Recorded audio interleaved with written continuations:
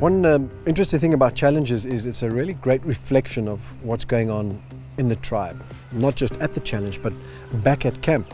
And if you don't have cohesiveness, if you don't have synergy as a tribe at camp and in your day-to-day life, it really can bleed into the challenges because subconsciously, one doesn't have time to think always in a challenge, and so your instant revert is to go with people you trust and to shun people you don't. And if you do that in a challenge, you could cost your tribe dearly. And I think what happened in the last challenge for Zamba is exactly that, is personal issues and feelings coming out at a challenge when you really have to think quickly and work together.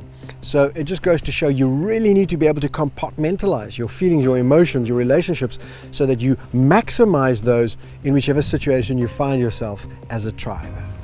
It's quite clear that there is quite a bit of tension between some of the men and some of the women on the tribe, and you know, that's kind of natural. It's an organic thing that happens in this game, and again, one's most sensitive issues come to the fore and become a lot more sensitive. You're a lot more vulnerable when you're laid bare in this game, and so you're also a lot more volatile when those cords are pulled and those lines are crossed by people, and things can really get quite intense.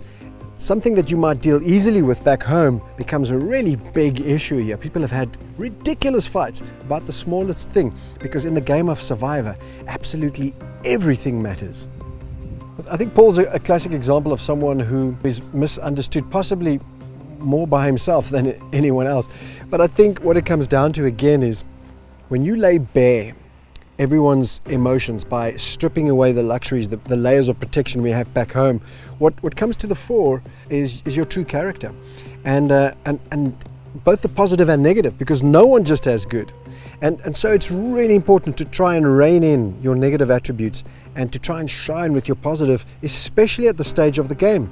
Later on, it kind of doesn't really matter when you're playing the individual game, because you're fighting for your life anyway, and you can be less focused on that and more focused on your game. But in this point in the game, people get really riled up by someone who sucks their energy away.